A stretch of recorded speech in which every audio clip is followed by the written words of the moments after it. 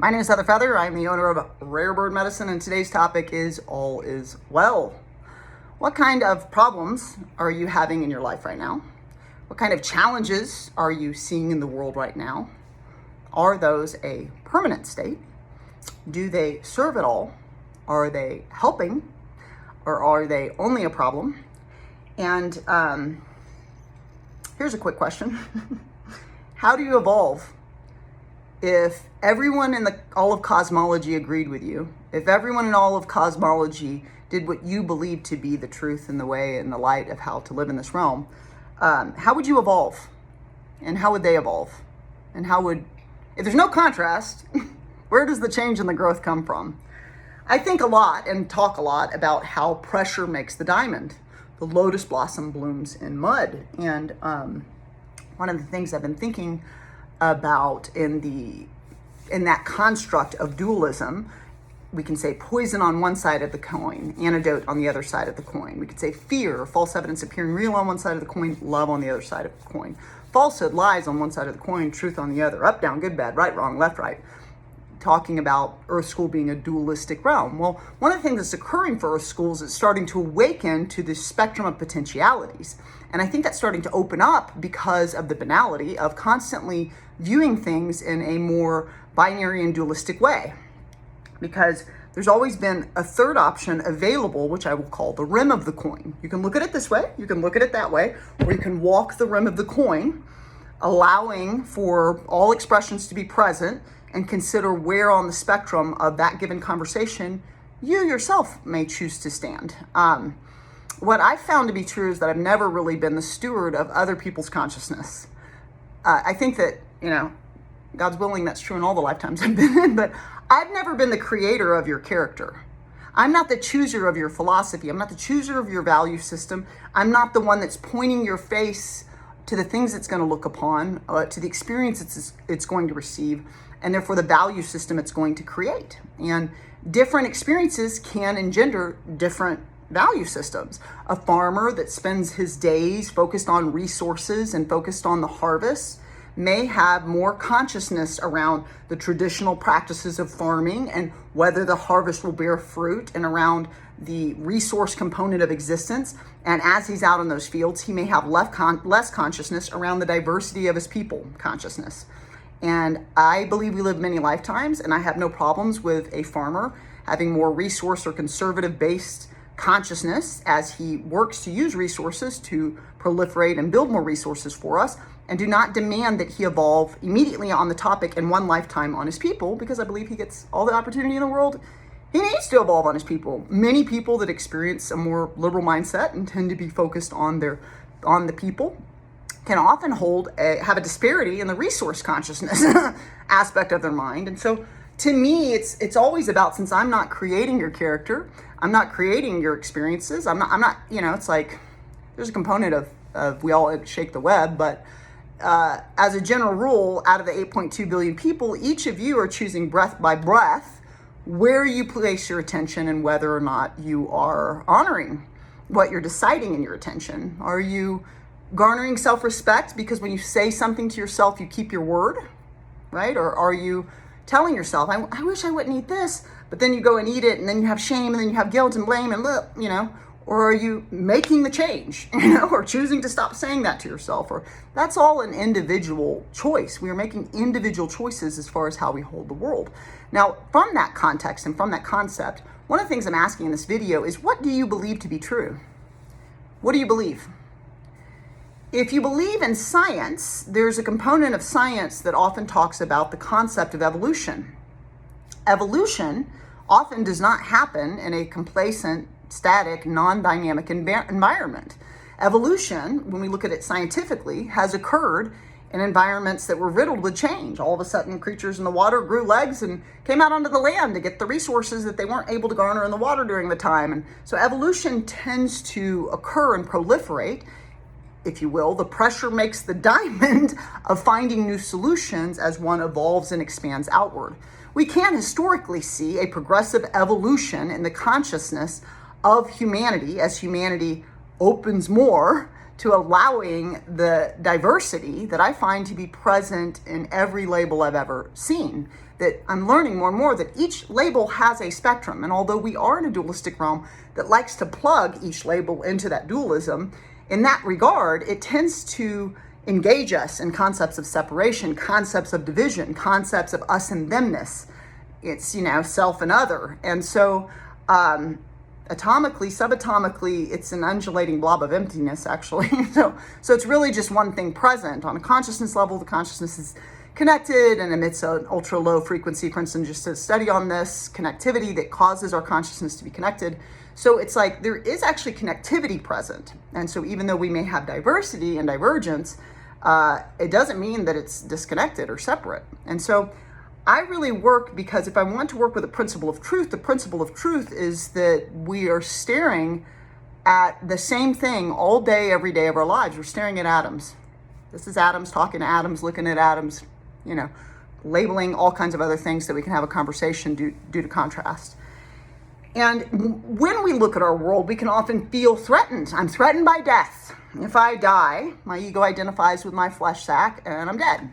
I'm threatened by others judging me. I just did a video on transformed, for example. I'm not trans, I'm a cis female. I identify as she, her. Don't really care what pronoun to use because I'm also not she, her. I'm every gender that's ever been because I lived many lifetimes and I don't have as much attachment to this singular iteration of incarnation that Heather's expressing. But in this iteration, I'm doing she, her, cis. But someone might see that and assume I'm trans. Okay, you do you, boo-boo. Someone might see that and think, how dare her talk about the trans community when she's not trans? This is a common concept at Earth School. You can't talk about a label you don't hold.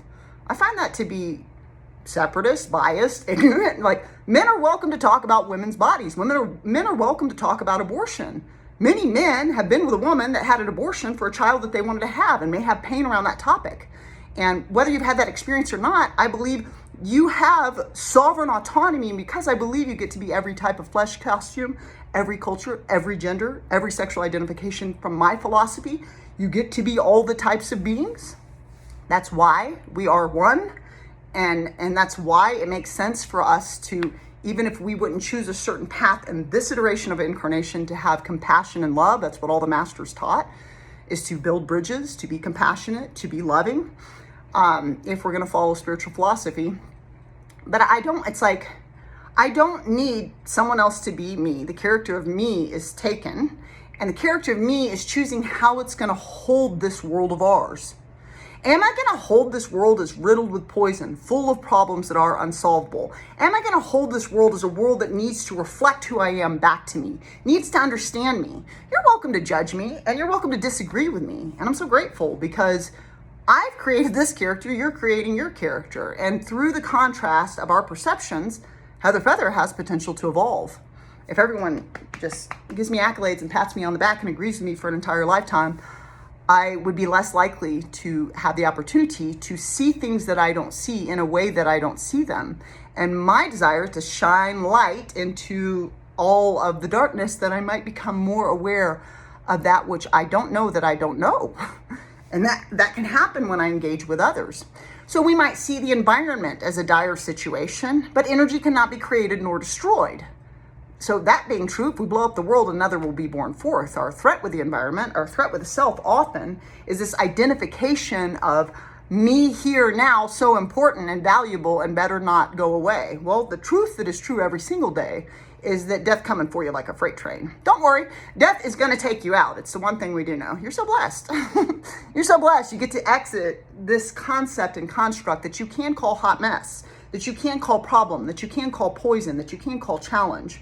But if we think about what we actually choose to believe, from a scientific viewpoint, energy cannot be created nor destroyed. Everything is made of energy, so there's really no threat present. If we want to think about it from a spiritual concept and construct, the vast majority of what that is, because that's a lot of things, Zoroastrian, Baha'i, you could be following Satanism. There's a lot of different ways of how people connect to what we call the spiritual realm. But as a general rule, for the vast majority of those beings, that most have this concept of eternality in the spirit. And if you're eternal, then what exactly is so threatening and toxic about how the world is? If it's pressure that makes the diamond, if we had no problems to solve, if we had no work to do, which may be our future based on choices we're making, but we're just going to come down to Earth School and just wander through gardens every day. I'm not sure why I came down here. What I constantly look at is, because we have concepts like history repeats itself, is that since the dawn of time, there have been those that are takers, those that are false evidence appearing real based, those that are not really doing the evolutionary work. They give us lots of contrast for those of us that are doing the work and that have helped me in all the lifetimes in which I definitely wasn't doing the work, and the moments in this lifetime where I wasn't doing the work, that give us that pressure, that contrast, that challenge, that problem to solve, that allows the creative principle, the creative mind to stand in the temple and come up with a design that will serve better than the current one at hand.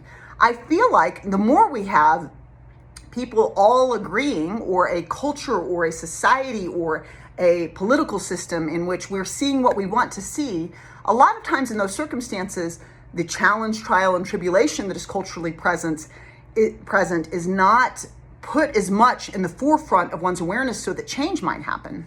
It is often in a challenging and difficult and pressure-based circumstance that we find that two-leggeds rise into finding solutions that work for them. So one solution that Heather Feather has clearly come to find is that I seek to be mired in mystical teachings all the way to the grave. I know the grave is coming, and on the way there, what do I want to do? I want to laugh and follow mystical teachings and mystical wisdom that I've studied for many, many lifetimes.